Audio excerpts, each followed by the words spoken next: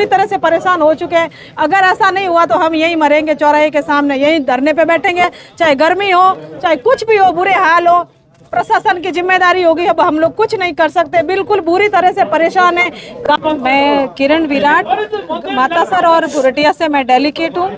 आज हम लोग पूरे ग्रामीण लोग पानी की समस्या को लेकर आए हैं। हमारे गांव में बहुत पानी की किल्लत है और इस जो गर्मी का माहौल है इसके अंदर लोग मतलब बहुत बुरे हाल हैं उन लोगों के। पानी के बिना कुछ होता नहीं, आप लोग भी समझ सकते हैं। 1 मिनट हम गर्मी में जाते हैं और वापस आके हमको पानी की जरूरत पड़ती है।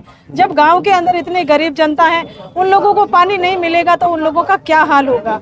पशु है, जो भी है, मतलब लोगों का बहुत ज्यादा ऐसा है। और अवैध कनेक्शन भी गाँव में हुए हैं, टंकियां भी लोग भर रहे हैं और बहुत महंगे दामों पर। उनकी गाँव वालों की जरूरत को देखते कोई पानी की ज्यादा जरूरत है तो वो लोग और ज्यादा दाम बढ़ा रहे हैं। तो इस तरह से तो जनता एक तो पानी की समस्या से मर रही है और एक आर्थिक रूप से उनके ऊपर भार पड़ रहा है। तो इस तरह से ये है तो हम लोगों के लिए बहुत बड़ी समस्या हो गई है। हम लोग 10 बार यहाँ आ चुके हैं, पिछली बार भी हम लोग आए थे और कलेक्टर को ज्ञापन दिया था, मगर उस लोगों का कुछ भी नहीं हो रहा है।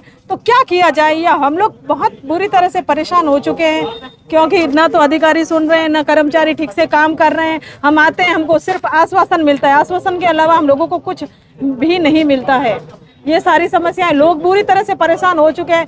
अगर ऐसा नहीं हुआ तो हम यहीं मरेंगे चौराहे के सामने, यहीं धरने पे बैठेंगे, चाहे गर्मी हो चाहे कुछ भी हो, बुरे हाल हो। प्रशासन की जिम्मेदारी होगी, अब हम लोग कुछ नहीं कर सकते, बिल्कुल बुरी तरह से परेशान है। गांव के लोग इतने मतलब हालत खराब है। काम मजदूर लोग हैं, वो काम करने वाले कहाँ से 1000-1500 रुपए लेकर के टंकी लेकर आएंगे।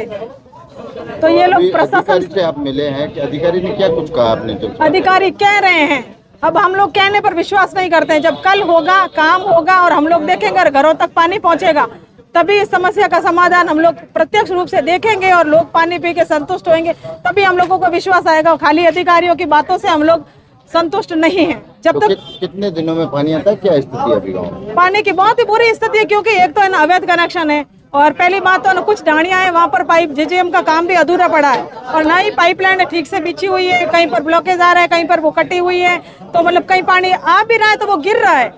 और न तो प्रशासन ध्यान नहीं दे रहा है, क्योंकि उन लोगों को मतलब पाइपों को सही तरीके से नहीं किया जाएगा, लाइनिंग को सही से नहीं रिपेयर की जाएगी तो पानी गिरेगा।